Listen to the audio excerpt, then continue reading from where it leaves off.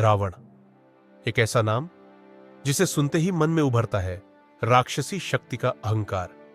लेकिन क्या आप जानते हैं, उसी रावण को कहा गया था प्रकांड विद्वान, महाज्ञानी और परम शिव भक्त।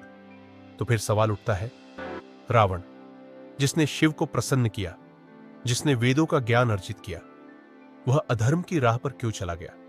आइए जानते हैं इस रहस्य को गहराई से। रावण केवल एक राक्षस नहीं था, वह चारों वेदों का झाता, 6 दर्शनों का पंडित और आयुर्वेद का मर्मज्ञ था। उसे ब्रह्मा का वरदान प्राप्त था और सबसे बड़ी बात, वह शिव का परम भक्त था। कहा जाता है उसने शिव तांडव स्तोत्र की रचना स्वयं अपने तप से की थी।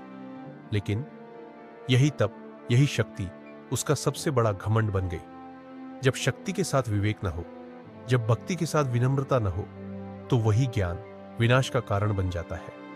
रावण को अपनी शक्ति पर घमंड हो गया। उसे लगा अब वह देवताओं से भी श्रेष्ठ है।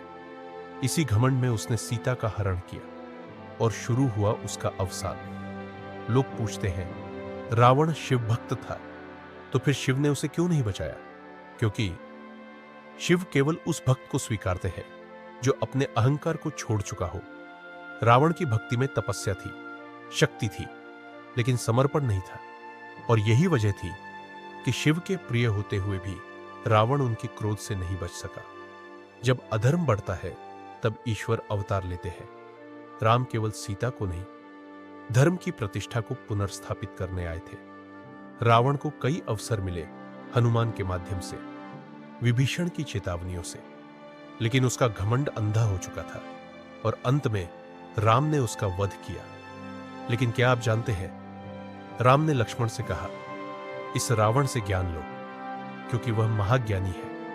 यह राम की मर्यादा है और रावण के ज्ञान का सम्मान।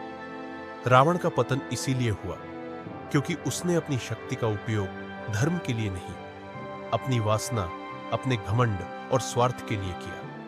यही सिखाता है केवल शिव भक्ति नहीं,